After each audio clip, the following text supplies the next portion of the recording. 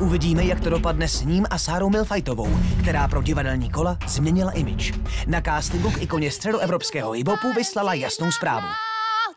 Akorát měj mě rád.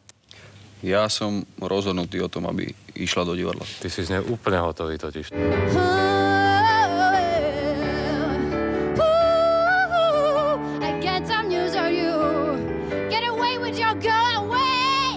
Aj keď ti to nesadlo, tak páčilo sa mi na tebe, že si tam freestylovala a si to zvládala.